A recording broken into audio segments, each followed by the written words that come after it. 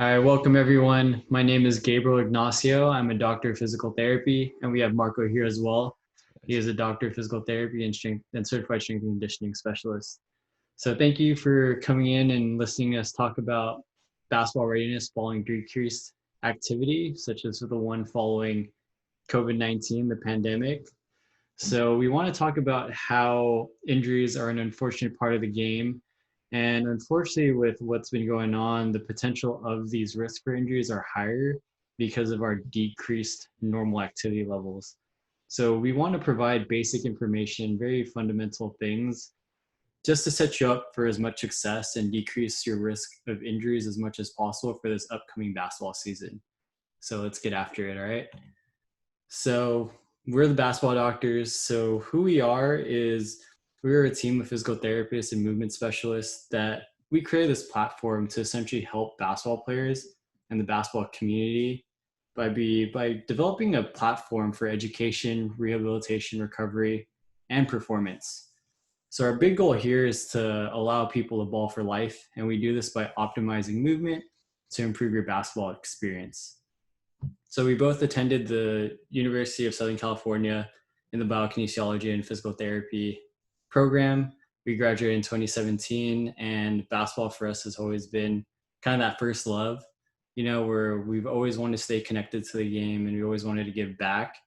And unfortunately, injuries derailed our basketball careers and probably some other big situations that didn't allow us to play further. But this also allowed us to get new opportunities in physical therapy, and what we developed on this platform is kind of a big thing that opened up the doors for these opportunities. So we want to stay connected to the game, and the way to do this is by helping like the youth and high schoolers and all people in the basketball community to meet their goals. So with treating hundreds and thousands of athletes since we've graduated and started physical therapy, we've noticed common trends and injuries that happen in basketball players, especially at the high school age. And we want to find potential ways and provide solutions to help decrease these risk of injuries. So Marco's going to get into that a little bit right now. So one of the biggest questions as coaches you're going to face is, are your athletes ready for this basketball season? As we know, basketball is a chaotic and demanding sport, but are their bodies ready for that? And are they going to have the proper progressive muscle loading following an activity? And also, how do we maintain and improve their performance coming from this decreased level of activity as they have been in this past couple months? And the biggest thing is we want to do all this while minimizing the risk for injury. So the objectives are for this webinar are to provide current research evidence on basketball-related injuries, to educate on the risk of decreased performance with increased risk for injury due to recent decreased normal activity, and also to provide a solution in how to limit and decrease this risk altogether. So Gabe's going to kind of go a little overview on the injuries.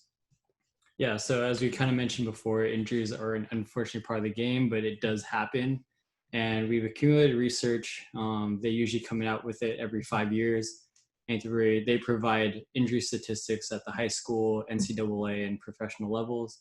And we provided some numbers here for you. So athletic exposures is pretty much whenever a basketball practice or game occurs is considered one athletic exposure. So for the high school boys and high school girls, you see the numbers there. On average, it's about 1.83 per 1,000, and for females, it's 2.06 per 1,000. It doesn't sound high, but if you kind of reflect and think about how many games and practices are occurring, one, just around your area, and then two, across the entire nation. So there's a lot of games and practices that are happening simultaneously. So these numbers don't seem high, but it does happen. And again, this is when people are playing and they're conditioned and their bodies are prepared to play basketball. One thing we want to show too is that when people transition from the high school to college level, you can see that those numbers increase. So for men, it's 9.66, and for women, it's 7.68. So that just shows you that because of that transition, one, the intensity gets higher, the volume gets higher, people are stronger, faster, and all that. And one big thing that we talk to head coaches, assistant coaches, strength and conditioning, and skill coaches at the college level, one big thing that they notice with incoming freshmen and like newer things, they notice that people who aren't good in movement and have good competency or base strength tend to have a little bit more difficult transitioning from the high school to college level. So we want to provide ways so that one, you take care of your athlete early, develop them well, so one, they could perform better while decreasing this risk of injury as they transition from that high school and college level. And we just want to develop like that longevity and create a more durable athlete. And some of these common injuries that we see at that high school level are these overuse injuries, and the big bad scary ugly is those acute traumatic injuries that Marco will talk to you about right now. All right, so we're going to start off first with the overuse injuries. So tendinopathies. So tendinopathy is just a global term to describe tendon pain. So it could be tendonitis or actual changes in the tendon. So we've seen in studies that 55% of elite players report symptoms currently of patellar tendinopathy, aka jumper's knee. And the main driver of jumper's knee is this increased training frequency and intensity. So that's the main driver. So meaning person sedentary or there's an increased load, that's one of the main risks for jumper's knee. And also other things are the way they move, the way they land, the way they absorb shock. So those are secondary effects. But the main driver is this increased training frequency and intensity, which the knee is not able to handle and the tendon is not able to handle. The second most common tendon injury is Achilles tendinopathy. As opposed to the jumper's knee, which is very common from starting 7th grade all the way to college, all the way to the NBA, Achilles tendinopathy is more for your high school seniors, juniors, college level guys. And the reason why the Achilles tendinopathy is for the older individuals is because the tendon, the Achilles tendon, is the strongest tendon in your body. So it's a little bit more forgiving, meaning it can accept more of the load and more of the trauma than the patellar tendon without giving that pain signal. So that's the Achilles tendinopathy and jumper's knee. The other one is stress fractures. So the stress fractures, those result from excessive pulling and repetitive motion, either through joint loading, such as running, jumping. So one of the two most common stress fractures are shin splints. So that's, that pain in the inside of the shin that a lot of people complain of. And that's usually result from this excessive pulling of these muscles due to maybe abnormal mechanics of running or jumping. The next one is spondylosis. So this one's more significant. The study's shown that 47% of young athletes with low back pain have a spondylosis. That's a stress fracture in that spine. And if it gets serious, they're out of activities for 8 to 12 weeks because they'll have that pain when they extend their back or reach back. And that's usually because of this excessive loading of the spine from either running or jumping up to get rebounds or just jumping up where they kind of excessively arch their back too much to the point that it causes that failure in the bone. It causes that stress fracture. And the next is the growing pains. I mean, you guys are probably dealing with these with kids that are growing from, let's say, 8th grade all the way to the 10th grade. And these are the nagging pains. And the nagging pains are because the actual bone itself, when these kids are hitting the growth spurts, are growing bigger than the actual musculotendinous unit, meaning the bone grows bigger, but the muscles do not adapt with it. So that's why we have those significant flexibility issues. That's why those players can't really get low.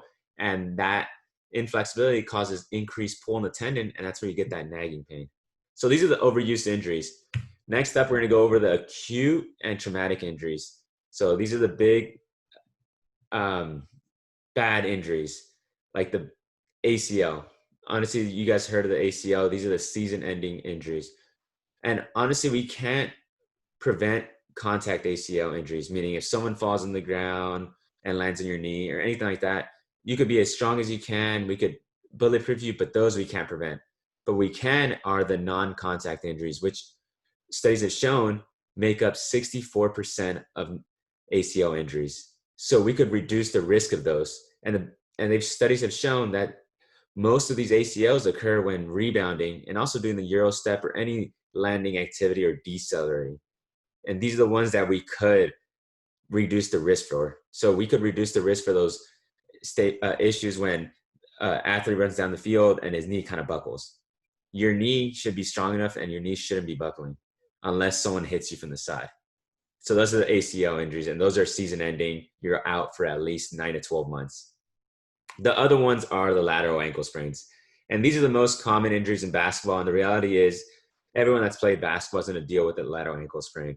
But there's 3 different grades, and it all depends on the severity of it. However, we've known that if you sustain an ankle injury, you are 4.9 times more likely to sustain a second ankle injury. And we could decrease the risk of sustaining a second ankle injury because most of the studies have shown that people, when they sprain their first ankle, don't really do the proper rehab, don't get their mobility, and that's why they complain about the weak ankles. And if the ankles get really weak, we run into this issue called chronic ankle instability. And that's something where we don't want to happen because that's when we have the recurrent ankle sprains and just makes the actual ligament weaker and weaker. So in this next slide, how do these injuries happen? So we mentioned how some of them happen in regards to overuse capacity and everything. So now we're going to kind of dive in a little bit deeper what exactly that means. So the biggest thing we're facing right now as healthcare providers and for you guys as coaches is these athletes are going to go from this decreased activity to this increased activity. And are their bodies going to be ready to handle that? And that's what tissue capacity means. Are the joints, specifically the tendons, able to withstand the load? So if you see in this graph here, we're going to illustrate this in this graph because I think this puts it in a better illustration standpoint. So here we have the y-axis as the load, and here on the x-axis, the frequency. So in this little line here, anything underneath here, that's what you're accustomed to doing. Anything above it is something that you're not accustomed to doing. And that is the envelope of function. So this is where we keep our homeostasis of that tissue. So meaning all here, like 2 hours of basketball, this is all very easy for you. But when you do 3 hours of basketball, your body might not be ready for it, and it might lead to some issues. So we move over to the left graph. Here it actually illustrates a little bit more. So here it says envelope of function. So as you see here on the zone of super physiological overload, meaning if you do something that you're not used to doing, you might get some swelling in the joints or something like that. However, if you do a little bit too much, you get structure failure. So meaning we want to stay in this little buffer area, anything below it. If we go way above it, that leads to injury. So how does this all tie in with decreased activity? So this envelope of function, which used to be here, where we used to be playing 2 hours of basketball every day, because we weren't playing 2 hours of basketball, now this lowers. So as you can see, the 2 hours of basketball now is above that curve, meaning there's going to be some damage in the knee if we just go back to 2 hours of basketball because the tissue is not able to withstand that load. So that's the tissue capacity standpoint, and meaning the joint now is not ready to handle these new loads. And another thing that kind of ties in with that is the decreased movement competency, meaning you don't want your movements to cause excessive and unnecessary stress on the actual tendons and joints. You want to be able to absorb all that force and all that energy when, let's say, you're jumping, running. So that all ties in to creating this envelope of function. So right now we're operating, when we get back to sports, we're going to operate at a lower envelope of function, and we have to slowly move up that envelope of function back to its normal point, where 2 hours of basketball is a walk in the park. And those are kind of the associated impairments that led because of this decrease in activity. Perfect. So yeah, Marco brought up some great points about tissue capacity and about how they relate to injury. So now the question becomes, what can you do about it and how can we help you? So the big goal is to improve that tissue capacity. So that line that Marco was talking about, we're trying to raise that line higher than back to your normal essentially, or even higher, because of what happened with the pandemic and decreased over normal activity. So the way we address this is, one, via Tendon Health.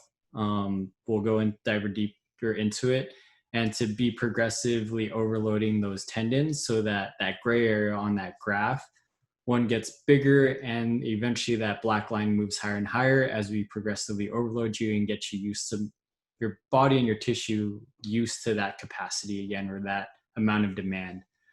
Other ways to address the decreased activity is learning how to optimize your movement mechanics.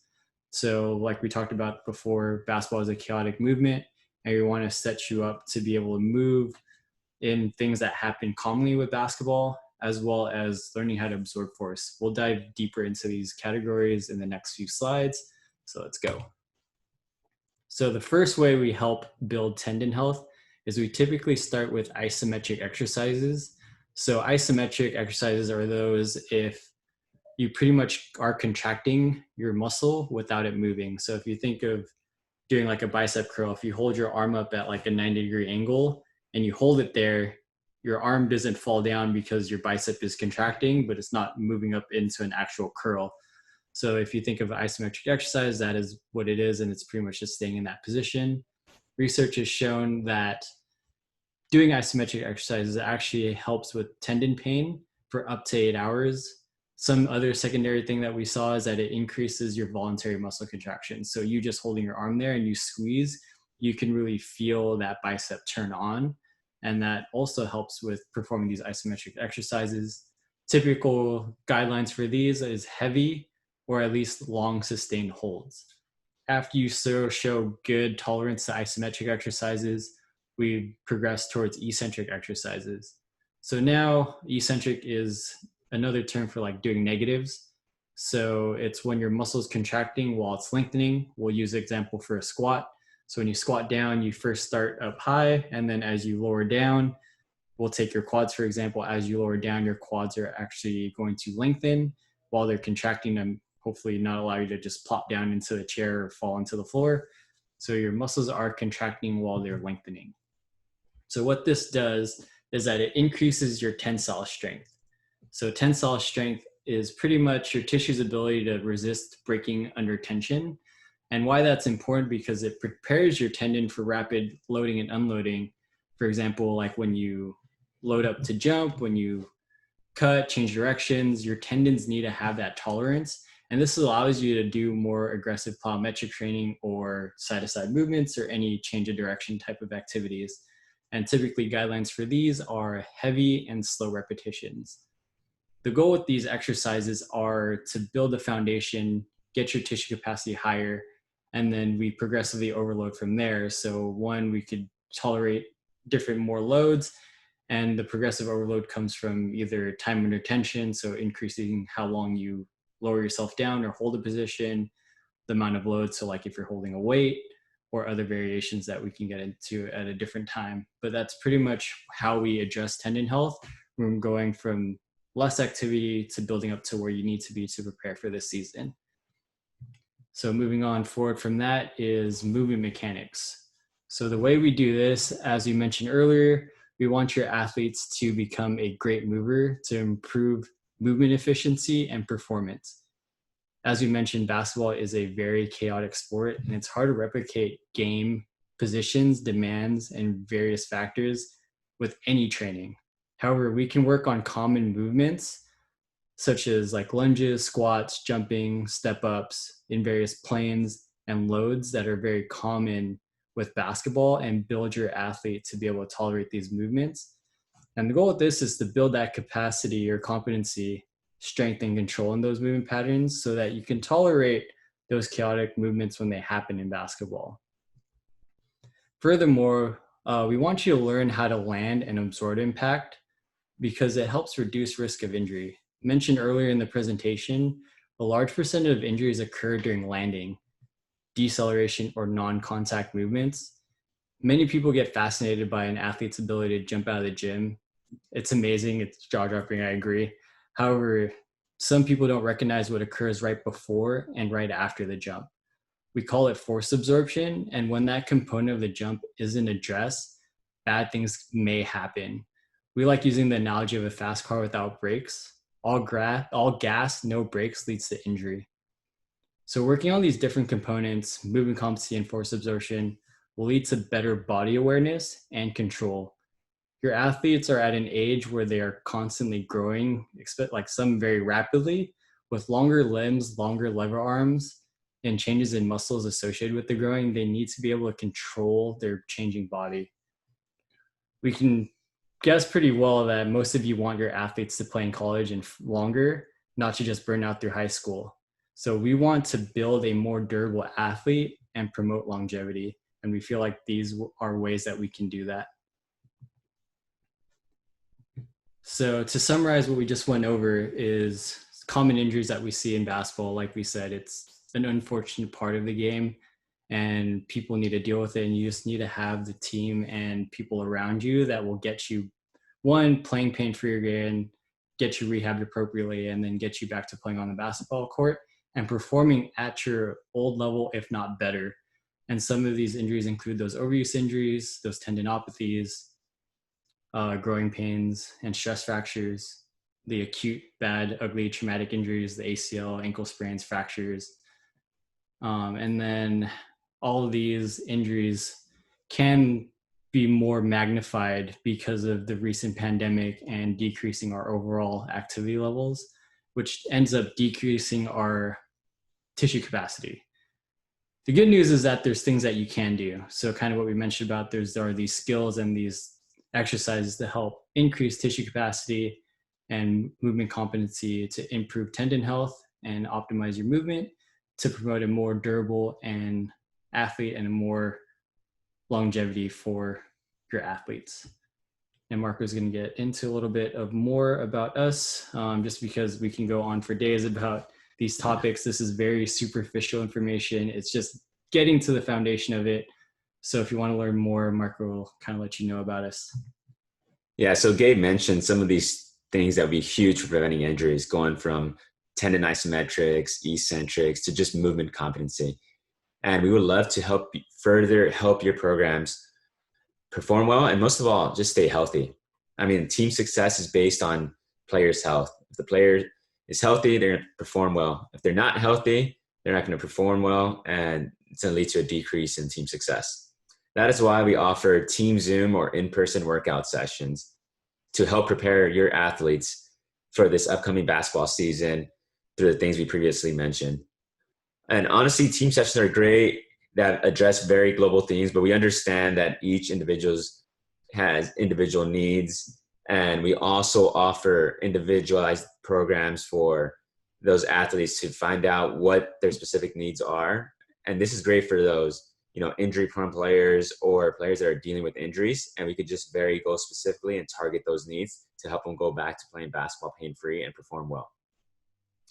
The other things that we also offer is this state-of-the-art basketball readiness assessment, in which we use force plates and motion capture analysis to kind of measure the way you run, jump, and lateral shuffle, all to kind of see if you're at risk for injury and if you could perform well. We also offer these medical coverages at basketball tournaments. So if you have a basketball tournament, we provide recovery boots, in which we have the Normatec compression boots. We use percussion therapy via Theraguns and hypervolts. We also do manual stretching, for the players itself, and we assess any injuries that occur, during, between games, or after games. Overall, we want to serve your players as your own team physical therapist. We'll be the first line for any injury, and we will provide recommendations what the next steps are. Let's say if they need to see an orthopedic specialist, we know a lot of orthopedic specialists and we can refer that. So we want to be the front line and serve you guys as your primary health needs. So we love to help your team. So if you have any questions or want to learn more or hop on a call with us, you can email us at the email here on the slide at info@thebasketballdoctors.com. And you could check out our social media community via Instagram, TikTok, YouTube, Facebook at Basketball Docs, in which we post tips regarding performance and rehab for basketball players in general. Yeah, for sure. So please reach out to us. Thank you again for taking the time to listen to us. And we hope you learned something valuable. Again, this is very fundamental information. We could dive a lot deeper into it, but we appreciate you hanging in there and learning from us. We hope that you become more proactive rather than reactive with injuries. Our intention here is to help you and your athletes meet your goals. And any way we can do that, we are more than willing to kind of figure that out with you guys. So again, we are the Basketball Doctors. Please reach out to us if you have any questions or want to learn more about us. Thank you again.